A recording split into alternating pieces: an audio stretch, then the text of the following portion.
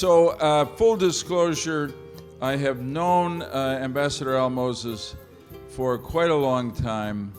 I admire him greatly. I even like him, you know, and therefore he endorsed me to be ambassador. I wouldn't have the job without Joe. Right. So our friendship actually began not in the world of law, in which Al has had such a distinguished and successful career, not really in the world of diplomacy, in which he accomplished so very much, but in our synagogue in Georgetown, where we met, we prayed together, we schmoozed a little bit together about Torah and occasionally about politics, I must admit. And we shared, either at the appropriate time during the service or after, a good shot of scotch. And from such shared experiences, really deep friendships develop. So this will be a conversation and not an interrogation. Let me first say to Al, congratulations on publishing the Bucharest Diaries. I once read by a well-known author, and frankly I've forgotten who it was, who said that I do not enjoy writing. I enjoy having written. So writing is... So true. Right. So writing is a labor, and this book shows your work and your thoughtfulness, your standards of excellence, which we all associate with you. But really, it's a wonderful repository, in the most immediate sense, frankly, for your family and those who follow you, to know that you did what you did and really didn't only write history, but made it. But secondly, it has very broad lessons to teach to a large audience about, in the most fundamental sense, the extraordinary difference that one gifted person who cares can make in the world, and about the skill of a diplomat. Incidentally, it's also an argument for occasionally during my time in the Senate, when a president would nominate a non-foreign service officer to be an ambassador, there would be howls. He's political. Of course, I found out in this book, maybe in one of the introductions, Al was appointed ambassador to Romania by President Clinton, shockingly never even contributed a cent to President Clinton. So it was a merit appointment by far. Anyway, let's talk about the book, because I could go on about Al personally for a long time. So this is a Bucharest diary. So it's not a memoir in that sense. But I want to start, with your permission, about your life, because what emerges in the person that I am privileged to know, and in this book, is a very impressively accomplished, devoted person with high standards, great accomplishments. So I'm interested for a couple of moments. You talk about your childhood, and what were the influences on you within your family, perhaps from teachers, that put you on the path that you can look back on now with such pride? Well, I've thought about it, Joe, and I don't know the explanation. I have grandchildren here. I have children here. I have friends here. One great friend, Jerry Hose, grew up with me in Baltimore. Another cousin, Ruthie Gottesman. We were all quite close in Baltimore. I can't tell you. My family was observant. We were Shomer Shabbat, or Shomer Shabbat. We had a kosher home. My father was quite strict. My mother knew nothing about Judaism whatsoever, and my father would recite Berachat HaMazon, the prayers, after the meal, and he would do it in a rapid fashion. Hebrew. He'd been in the army in World War I. So like a machine gun, he said the Berachat HaMazon, and I would take my finger and move along the page, and my mother knew where it was. I was enthralled by the Chazan in our synagogue. I'm still getting the Hampton Synagogue here to do his melodies as part of the service. I was always religiously inclined. My sisters and cousins were not. It's on the back of the chair. Okay. It may have been a sex thing. The women sat upstairs. the men sat downstairs. I felt included, they felt excluded. I really can't tell you. I went to a secular college, Dartmouth. I went to secular graduate school, Princeton. I went to a Catholic law school, Georgetown. I always remained an observant Jew. Maybe it's stubbornness, I just don't know, but it always interests me. The Jewish people always interested me. I've gone around the world almost all of my life trying to help endangered Jewish communities, and that's how I became the United States ambassador to Romania. If you see a certain illogic in all of that, it is. But my life has not proceeded according to logic. It's proceeded according to instinct and the great genes I inherited from my parents and the wonderful examples that they set for me. I should also say, because I've become more conscious of this, my great-grandfather came to this country in 1866 as an uneducated but talented individual. He started a hat factory with Gottesman's father was principal in that factory. It became the largest manufacturer of men's straw hats in the world. And he was an observant Jew, and he gave of himself and of his means. At one time, he was the leading Jewish philanthropist in Baltimore. That was over 100 years ago. So you might say it's in my blood, but I have no idea really what's in my blood. It's just the way I've lived my life. I never thought about it. I just acted on my instincts. Maybe, Joe, you're much smarter about the things than I. I've just been living up to my parents' expectations, but who knows? That's a great beginning. Thanks for that, Al. So I would say that in some sense there are three different parts to the story you tell in Bucharest Diary, and I'd like to talk about each of them. The first, which is really an extraordinary, thrilling part, I want to ask you to talk about it, which is you went to Bucharest when you were the leader of the American Jewish Committee, or at least coming to the leadership. And just talk a little bit about, first, the role of the American Jewish Committee internationally, because I know you traveled a lot on their behalf. But then how did you get seized by the status of the Jews of Romania?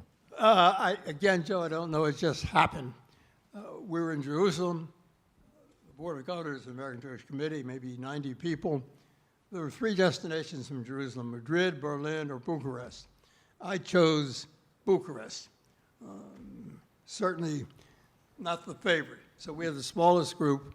I ended up in Bucharest, arriving in the middle of the night. Very difficult. Communist Romania, Nicolae Ceausescu, very harsh, very dimly lit, smog everywhere, nobody very friendly, nobody thinking well of Jews. I knew I was in a hostile land. Why Bucharest? Well, it fascinated me because I knew nothing about it. And to go behind the Iron Curtain, I'd been in Czechoslovakia in 1962, but this was different. This was Romania. The next day, we visited the synagogue. The chief rabbi, Moses Rosen, was in Switzerland, a marvelous individual, charismatic leader. We could talk all night about Moses Rosen. He was not there, but his minions were there. And they extolled the rabbi in absentia and all the great things that the community was doing to continue and perpetuate and indeed enrich Jewish life. It was all nonsense. It was a Potemkin village. It was all American Jewish money and a little bit of leadership of the chief rabbi, but it wasn't for real. I then went back to my hotel, the Athénée Palace, with my wife. We came out of the hotel, and three young men approached me, and they said, "Are you American?" And I said proudly, "Yes." They said, "Are you Jewish?" I said proudly, "Yes." And then it all flowed. Life for Jews here is terrible. We're blamed for everything. We've been thrown out of work. We have no future. You got to help us get out. So I became hooked. I spent the next 13 years getting Jews out of Romania. So how did you do it? Well, I had help from people like you. I had the administration, President Carter, his national security advisor, Brzezinski, was very helpful. President Reagan was very helpful. President Bush was very helpful. Skokov, his national security advisor, was helpful. The Senate was helpful. Joe, you weren't even there then. This was in the 70s. Tail end, really. Yeah, but Adlai Stevenson III was there. We had support on both sides of the aisle. And I went over and did bare knuckle negotiating with Nicolae Ceausescu, which was an enormous joy. He was about as uninteresting a character as you can meet, but he controlled Romania, not in part, but wholly. It was simply dreadful. The next 13 years, my mission was to get Jews out, to go to Israel. As the chief rabbi used to tell me, Mr. Moses, he was always very formal, our Jews go to Israel. They don't go to Philadelphia. And so it was. And they went to Israel. They went to Israel, Joe, because they could go to Israel under the law of return. To get into the United States is a hassle, as you know. So we opened the floodgates, the second largest Jewish community in Eastern Europe, and they flowed into Israel. Before the Moroccan emigration, the Romanian Jews were the largest number of immigrants into Israel after the creation of the State of Israel, 400,000. So Al, what was the incentive? You described this in the book for Ceausescu. Was it money? Was it MFN? If it was, It was MFN, Most Favored Nation tariff status. Yeah, it'd be interesting, I think, to talk about that a moment, because that kind of leverage from the U.S. matters, and it mattered here. It mattered enormously. Romania was desperate for foreign currency, hard currency. They could not export goods to the United States unless they had Most Favored Nation tariff status, which many countries in the world had, all the Western countries had. We persuaded the Senate, which is where the battle was, each year to renew MFN for Romania. In return, we got commitments from Ceausescu to let the Jews out, to respect human rights more or less within Romania. Not only got the Jews out, we got the Baptist Bible into Romania. I got two Christian clergymen out of jail. One of them later ended up in Northern Virginia, Father Kaushu. When I was nominated to be ambassador to Romania, he opposed my nomination, sent a letter to your good friend, Senator Helms, but had two strokes of good luck. Number one, Senator Helms didn't read the letter. Number two, it didn't arrive till after I'd been confirmed. But there's a moral to the story. No good deed goes unpunished. So it was an interesting time. We were able to get Jews out of Romania, get the Baptist Bible into Romania, get Christian clergymen out of Romania because of the strong leadership that came from the United States. It was American foreign policy at its best. Folks, we don't do that no more. Yeah. So that was, the numbers were in the thousands. Did you ever try to estimate? No, I didn't, because I didn't want to count. You know, in the Torah, we're told we can't count Jews. They got out. I don't think there was any Jew when I was head of my own company. I was a self-appointed director of it. There was no Jew in Romania that didn't get out, because I would get a list every month from the chief rabbi of who applied. And if they didn't get out within a period of weeks, certainly months, I would jump on it. So I think I can say, Joe, your question is absolutely right. I can't count them because we can't count. But any Jew who wanted to go, and they wanted to go in the thousands, we got them out. Yeah. When I say we, it wasn't just I. We had B'nai B'rith, American Jewish Committee, the Federation of Jewish Philanthropies. We had the Conference of Presidents, Morris Abram, Ted Mann. The Jewish community was wonderful on this, very active, very proud. So although getting Jews out of the Soviet Union was the big story, we were an important sub-story. Well, from everything I know, there were a lot of people working together on this, but you started it. You were the first light. And, well, everybody has to have a self-appointed leader. It's like Boy yeah, Scouts. so you were it. So your last name Moses could be used as your first name, because honestly, you became a liberator. Well, it was an honor and a privilege. Yeah. And if I were one of those Baptist ministers you freed, I would say, Ambassador, you were doing the Lord's work. I suppose so. I never thought it was the Lord's work. I thought it was my work. I thought it was my obligation. Maybe even a lawyer. If the Lord was on my side, I would welcome him. All right. So there were stories that always have come along about money being paid to Ceausescu to let Jews go. Yes or no, in your experience? I only know what I read in Radu in his book. He is at the Holocaust Museum. Radu wrote, I'm sure he's right, that Israel paid $2,000 a head to get Jews out. Right. Helmut Kohl told me he paid $10,000 a head to get Germans out. I never thought the Germans were 5 times better than the Jews, but I think Cole had more money. I suppose that's true, but no one ever told me that. I had horrendous experiences with the Israelis. I'll tell you just one story, because many of you will relate to this. I received a call in my office from Elie Rubinstein, who was vice president of the Supreme Court of Israel later. He was then the chargé, Ambassador Meadows then was in the hospital. Elie, a wonderful friend, Orthodox Jew, calls me. I get the call, Mr. Moses. He never called me Mr. Moses in his life. I knew I was in trouble. Mr. Moses, I have a message to read to you from my government. The message went something like this. Mr. Moses, we know you're very active in trying to save the great synagogue in Bucharest that is slated for destruction by Nicolae Ceausescu. Please be advised that the government of Israel has a special relationship with the government of Romania. And please keep that in your mind when you're dealing with the government of Romania. Okay. The Jewish state is telling me to ease up on saving the great synagogue. Yeah. I said, Elie, I have a message for your government. He said, what is it? I said, Elie, I'm going to do everything I can to save the great synagogue. Elie said, I delivered the message of my government. I'll now give you my personal message. I agree. I don't know. Good for you. So the second sort of large chapter, if you will, after really this heroic story of Jews being liberated, was the post-Ceausescu period, during which you were ambassador, not right away, but pretty soon after. By a twist of fate, you and I talked about this years ago, I was asked to chair an international delegation to observe and monitor the first elections after Ceausescu. It was really a remarkable experience. And one of the most memorable parts of it was that I got to meet Rabbi Rosen. So I want to make a transition on the Jewish side of this first. He said something I'll never forget. I asked him, how do you feel now that the country has been freed from the dictator? And he said, I'm paraphrasing, of course, in many ways this is wonderful, but I am worried in other ways.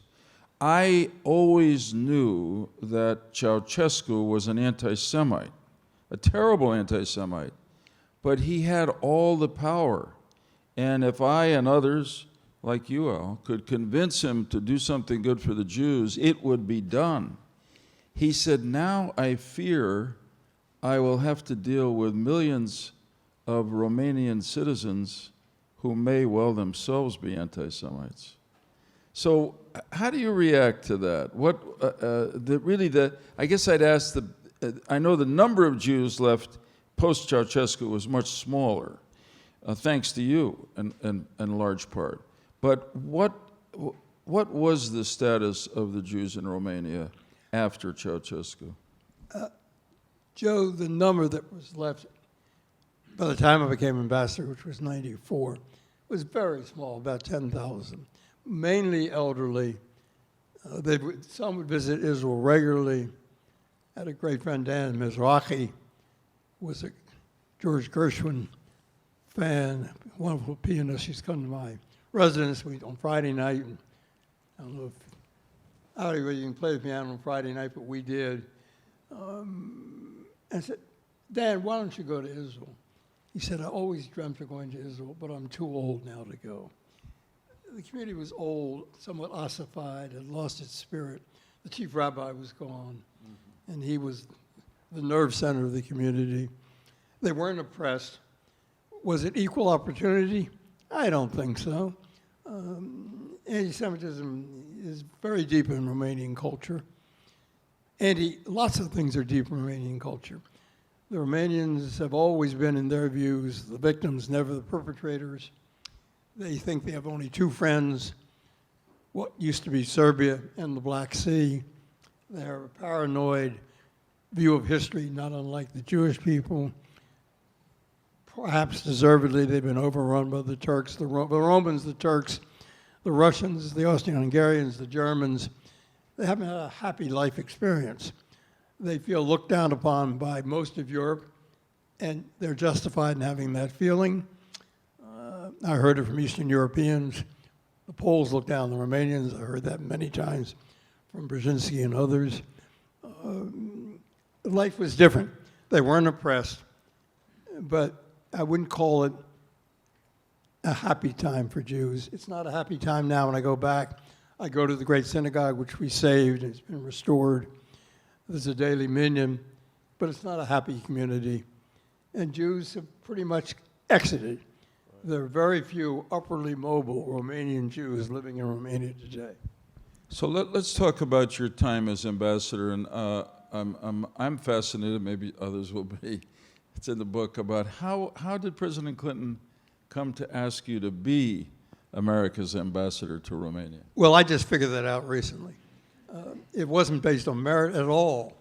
I had a very good friend, Mark Grossman, who later became Undersecretary of State for Political Affairs, the highest career position in the department, succeeded Dick Holbrooke as President Obama's special presidential representative for Pakistan and Afghanistan. He had worked for me in the Carter White House, and he was young and impressionable. I was older. He was maybe a bit intimidated. He went back to the department. He knew I was active in Romanian affairs. He became the executive secretary of the department. And he's an enormously skillful person.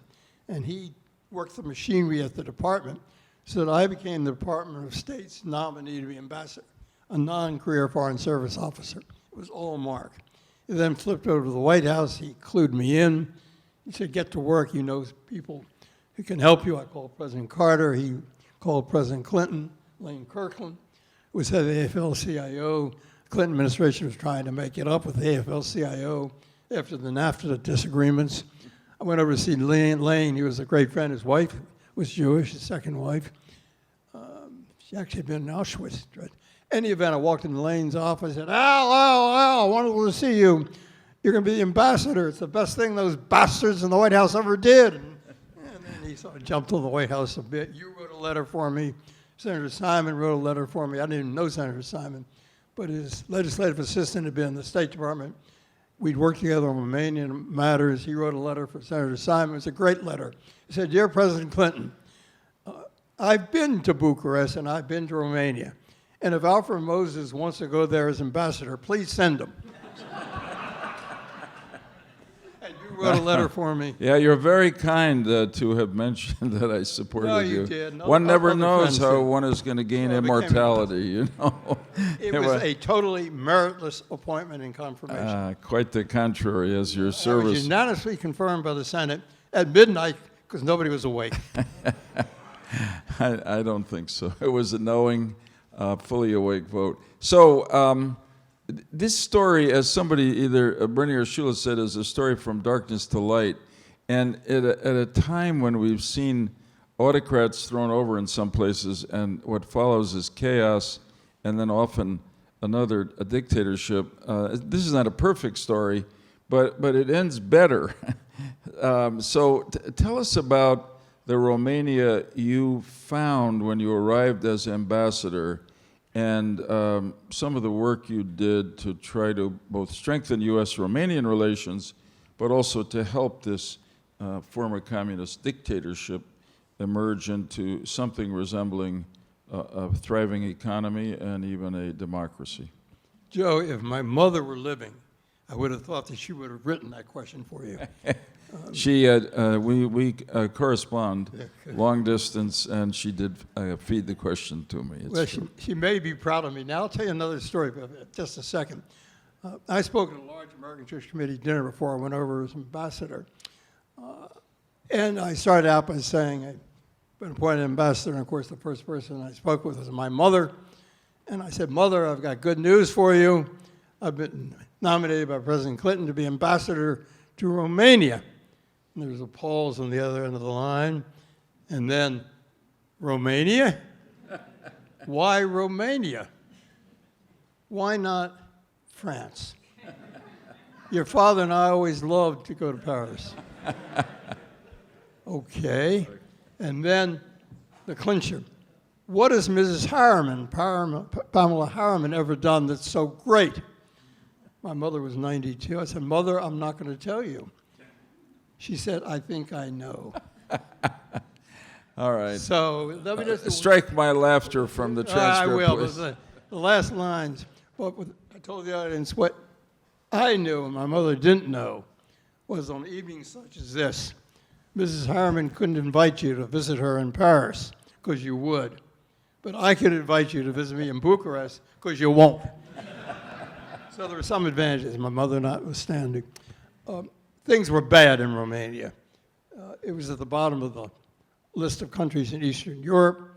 It was looked down upon not only by its neighbors, but also in the United States. The overthrow of Ceausescu was not a very clean operation. It was the only violent overthrow of a communist regime in Eastern Europe. Ceausescu was shot. Those who succeeded to the leadership had been active in the Communist Party, in the communist leadership, including Ion Iliescu, Ceausescu's successor as president. Nevertheless, they were quite pro-Western. For them, the Holy Grail was to get into NATO. I used the Holy Grail as an objective for them to attain, get into NATO. And if you want to get into NATO, here's what you've got to do. Build your democratic institution, privatize your economy, build an independent judiciary, free up those who are oppressed. In other words, be part of the West. If it's NATO bubbies, I didn't call them bubbies, but if it's NATO fellow Romanians, these are the things you have to do. A large shootout with President Iliescu after I'd been ambassador all of 2 months. I was going to hand down a paper. Dick Holbrooke was my boss, assistant secretary. He said, "You've only been ambassador 2 months, Al.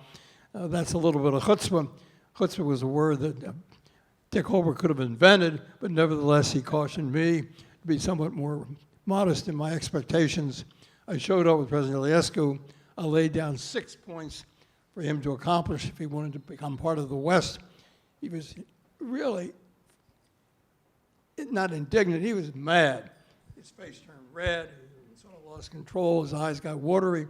He put his finger on my chest and said, "Ambassador, not even Brezhnev spoke to us the way you're speaking to me." And I had the presence, I don't know why, to say, "I hope, Mr. President, I'm a better friend of Romania than Brezhnev was." And he sort of thought that was right, and he did all the things that I laid down, except they didn't privatize the economy. They lost the election in '96. But the new government came in, moved ahead more rapidly, still not rapidly enough.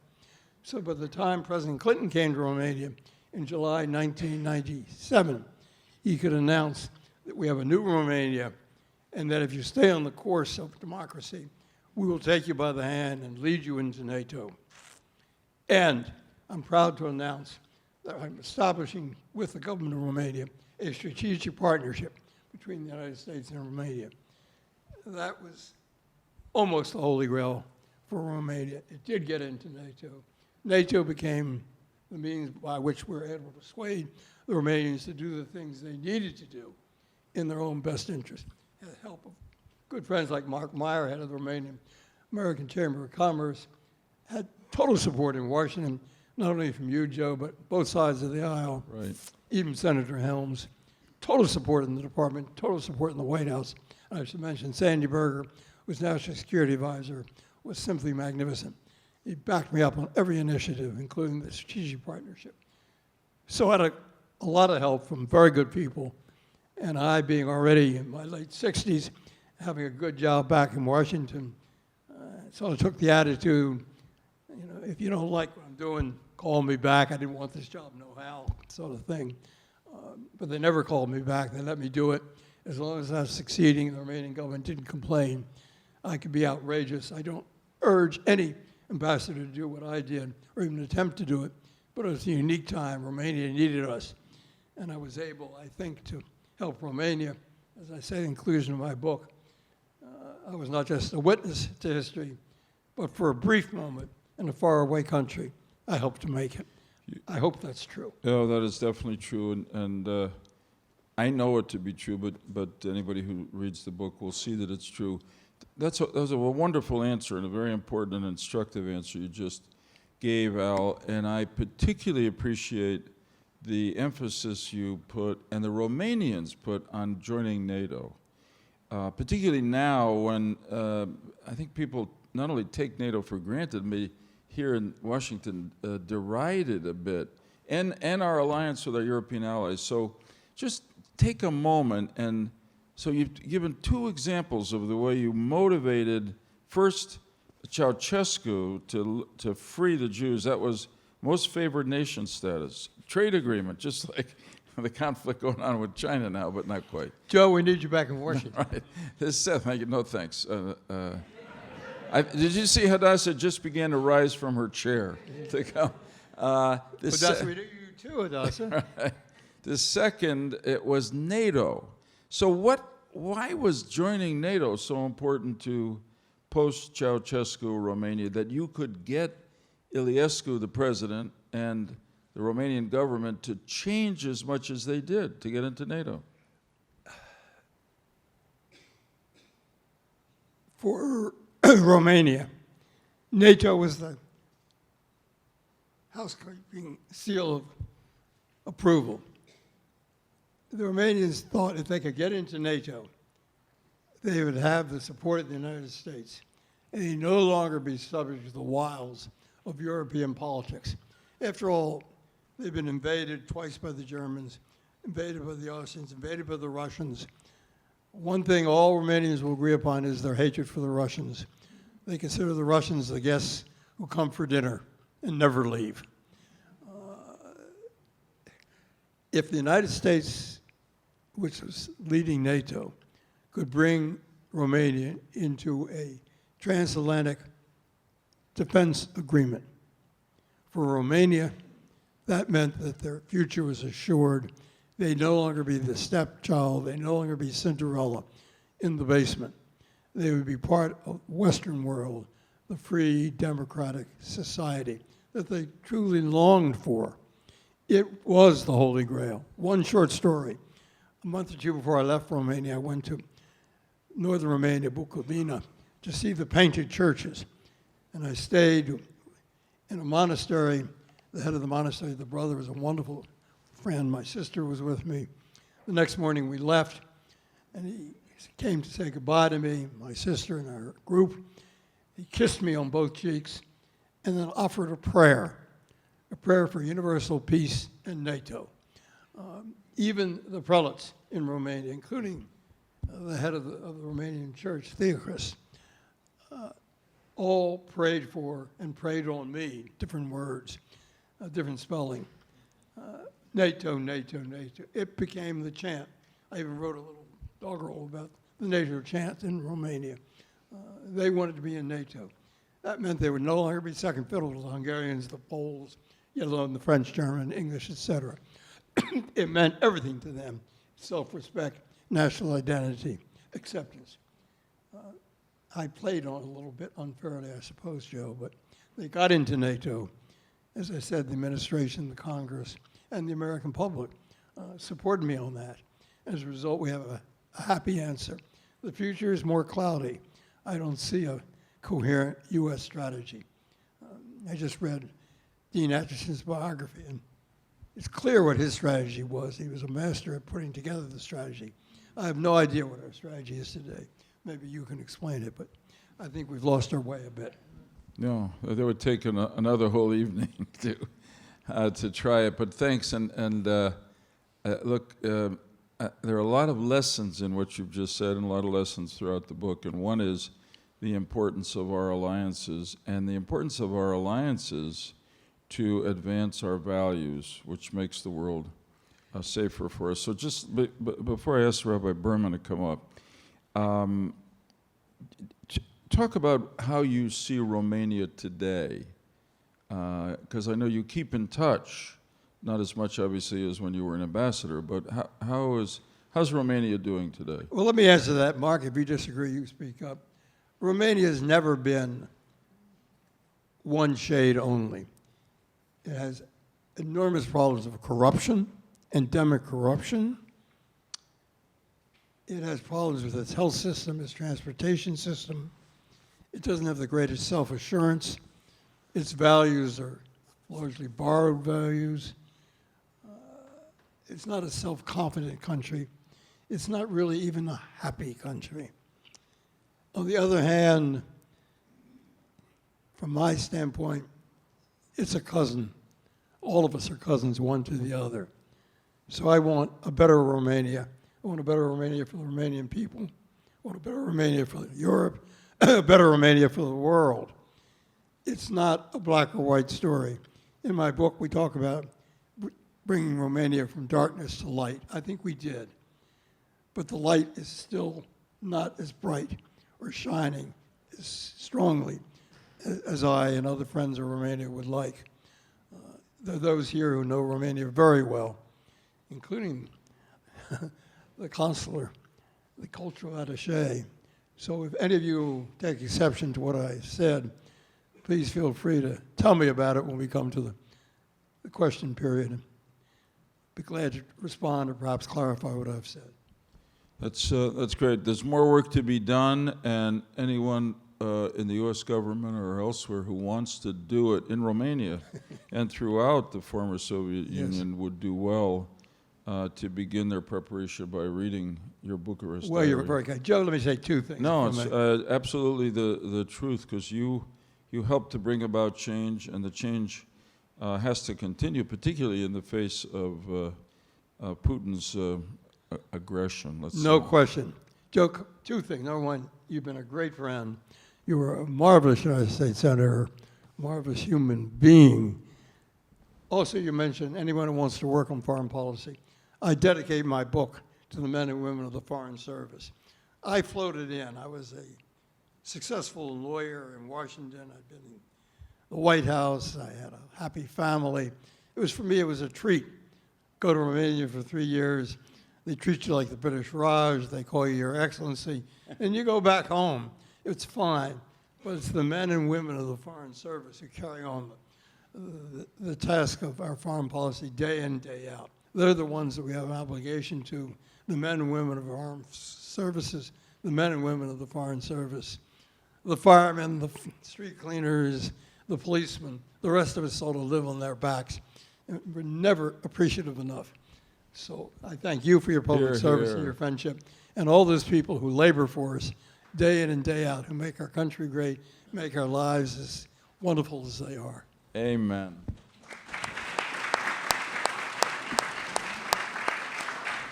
Okay. And don't forget the public school teachers. They may be the most important. True.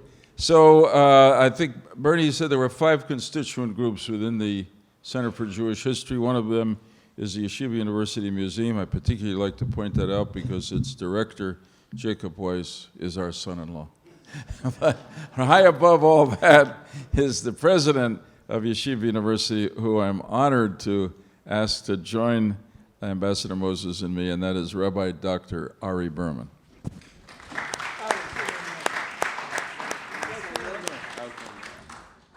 We're going to open this up to questions, but let me take the prerogative of the moderator to start with a question of my own, which is very much on my mind. You know, I am the head of an institution that believes that we must bring our Jewish values out into the world. That our goal is to educate our thousands of students to be the Jewish leaders of tomorrow, to think of themselves as people of impact, not just in their own community, but in the broader society.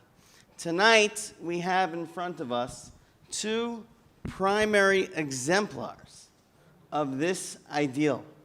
2 men who have dedicated their lives to their own Jewish values and to bringing them out into this world. So my question to you, gentlemen, you know, we've been speaking so much about history, but this isn't just about history, it's about destiny. And how do we teach the next generation to follow your lead? How do we teach the next generation that they should be thinking beyond themselves when they dedicate their years and their lives to improving not just the Jewish community, but society at large? Well, I will say that I was quite struck with Al Moses' answer to my impertinent question about what were the influences in his childhood that created this extraordinary, first, exemplar is a great word, of Jewish values, but excuse me, let me jump ahead. This extraordinary citizen of America. And his answer was to say that he had grown up in a religiously observant Jewish home, And the second was that he wondered whether a lot of what he did was to please his parents. So, two really great motivators. And I think it wasn't just the sort of rituals of observance, but he obviously learned the values of, we're here to make a difference. All the great stories in the Torah which show that we hope God inspires us. Well, this is summarized beautifully by my original hero in politics, President Kennedy, when he said at the end of the inaugural address, we ask for God's blessings but we know on our work, but we know that here on earth, God's work must truly be our own. And even though we were inaugurating that day the first Roman Catholic president in our history, that seemed a lot like what my rabbis and guilt-inducing parents had instructed me, which is it's up to us, and that's the life. I mean, Al, God bless him, should live to be 120, and my guess is he might really. I'm well on the way. But here he's at a point where he can look back. Extraordinary career in the law, rising to the very top of one of the great law firms in America, and then leading the American Jewish Committee, and not just taking it sort of for his ego, but as particularly we saw in Romania, which he just seized that moment. Those three people walked up to him. He could have said, "I'll do what I can," and gone back to being busy at Covington and Burling law firm.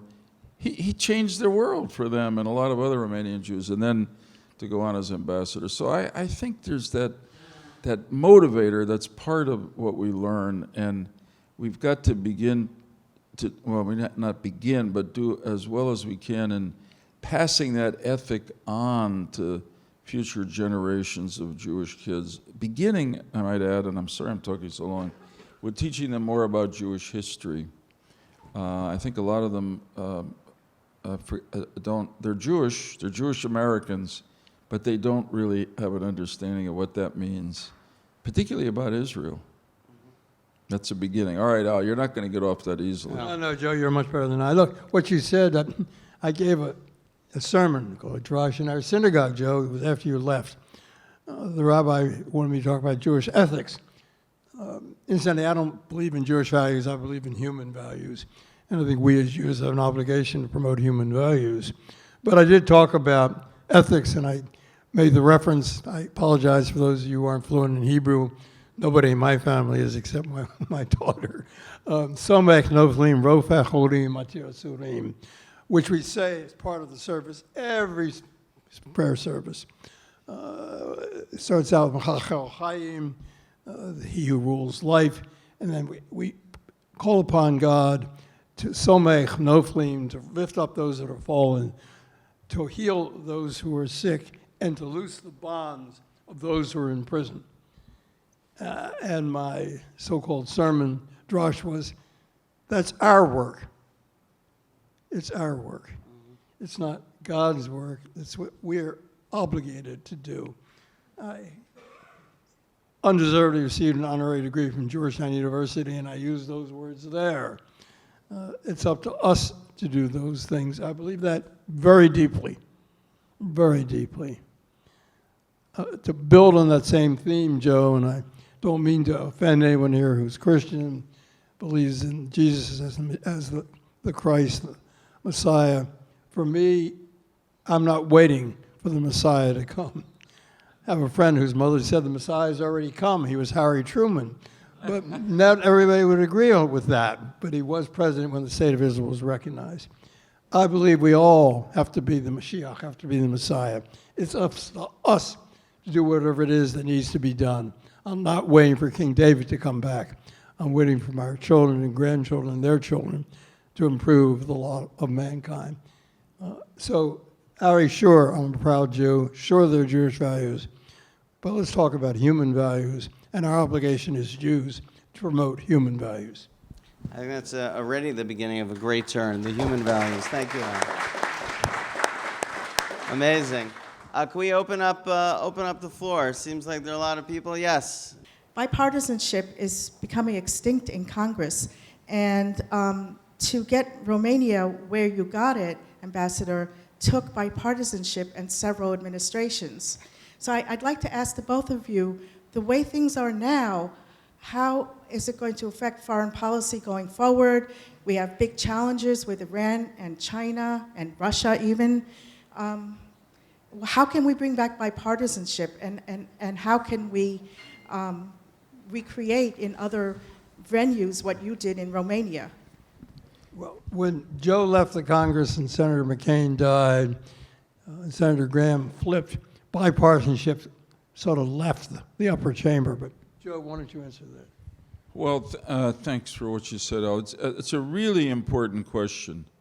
And, you know, in the period after the Second World War, there was a Republican senator from Michigan named Arthur Vandenberg. He had been, to make a complicated story too simple, something of an isolationist. Totally. Vandenberg, before the Second World War, he was a fervent Republican. And yet after the war, as he saw the communist threat emerging and saw President Truman then began to take action, he made a speech in which he essentially said, and the memorable part, I'm not going to quote it exactly, is that partisanship, he had been part of a party he believed in.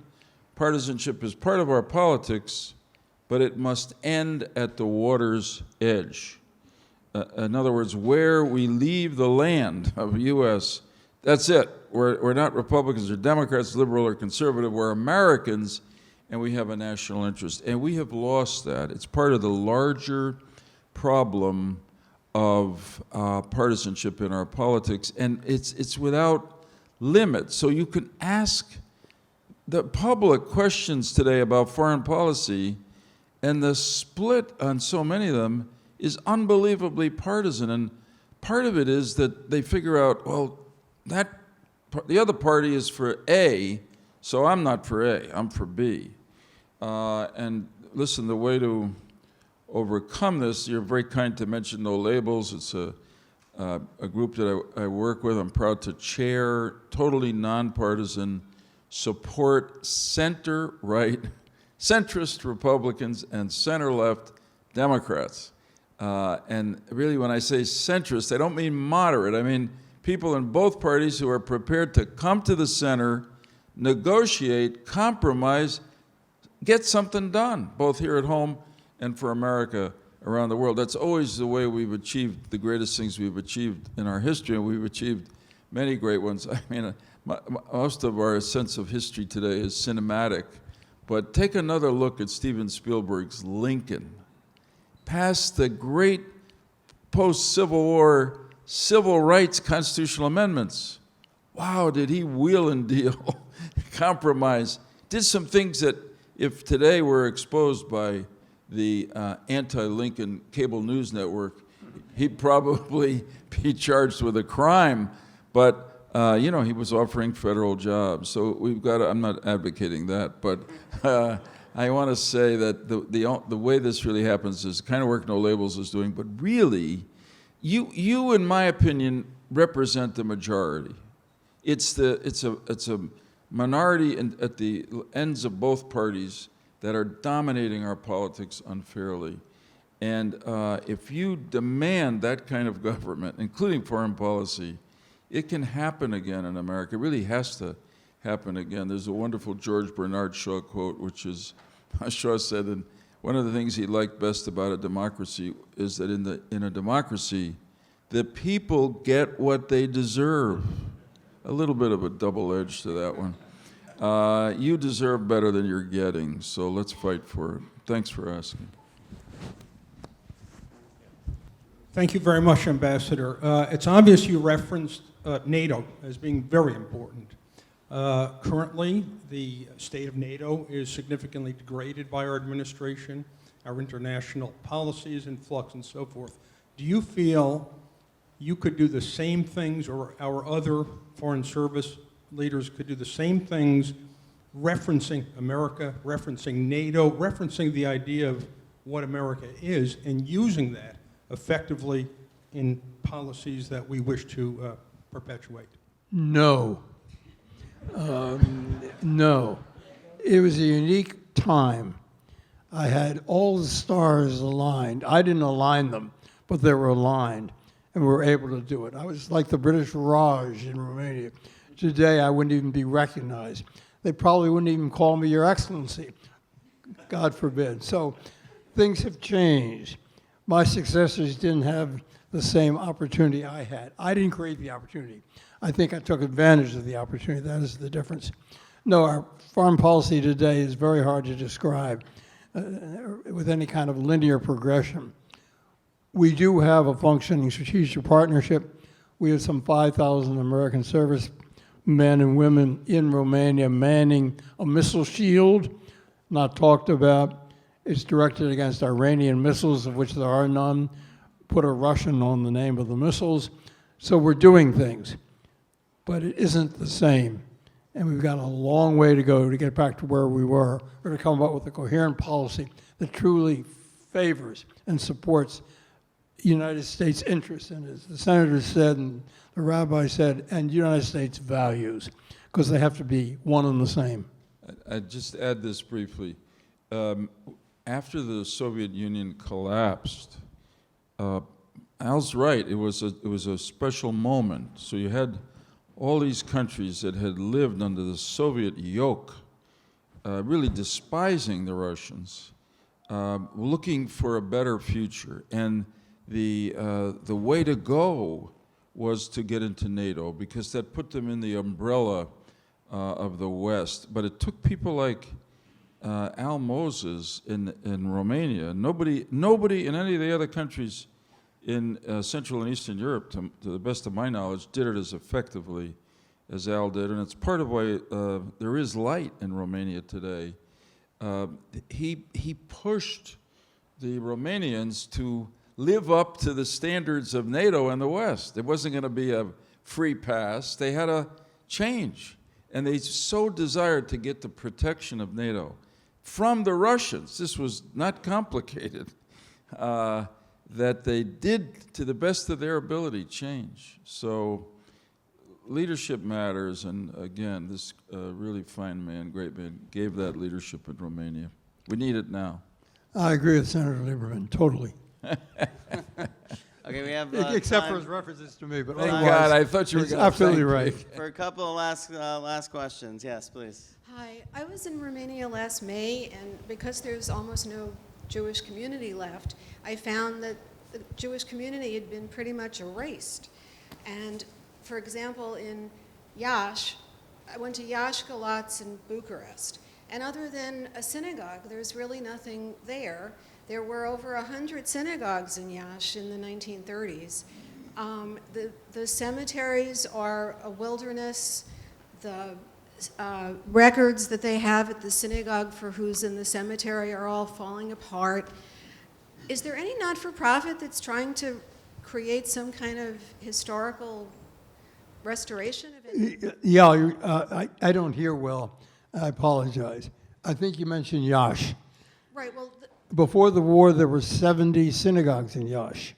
When I went there in 1984 on the chief rabbi's Hanukkah tour, there was one synagogue left, led by a pharmacist named Mr. Kaufman. And I'm going to end on this story because I think you'll like it. To travel with the chief rabbi of Romania in Romania on the 8 days of Hanukkah was as close to heaven as you could ever get. It was nirvana in the Carpathians. An example, we arrived in Iași. We were supposed to be there at 5 o'clock. We arrived at 9 o'clock. No one had left. In walked the chief rabbi in his purple vestments, his bishop-like hat, his Magen David medal that came down to his waist.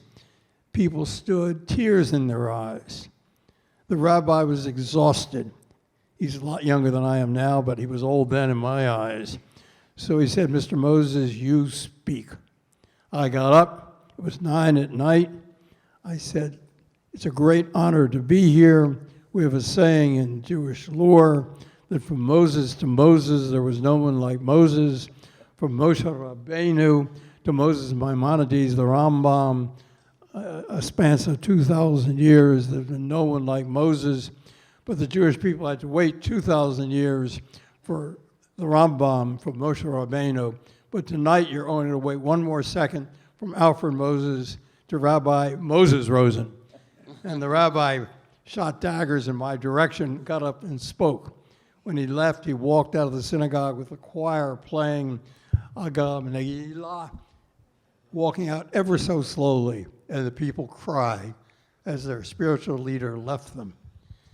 It was a very moving experience. I went to synagogue where the Baal Shem Tov had davened. I went to shtetls, went to places where people only spoke Yiddish. I went to old age homes, Bed Avots, where survivors of Auschwitz were there who were schizophrenic. It was revisiting a world that was fast disappearing. That, for me, was a great experience, very moving. It seared in my flesh and in my spirit. And with that, it's now 8:30. I'm going to hand it back to whoever the Balabatim are. Say thank you. Okay, thank you Al, so much. what a remarkable, Thank you so much.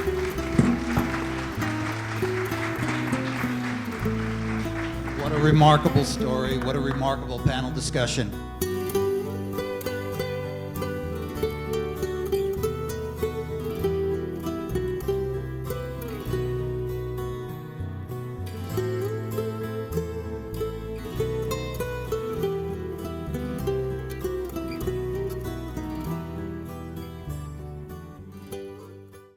We would be pleased to send a complimentary DVD of this program to anyone who wishes to support JBS with a tax-deductible gift of $36, double chai or more.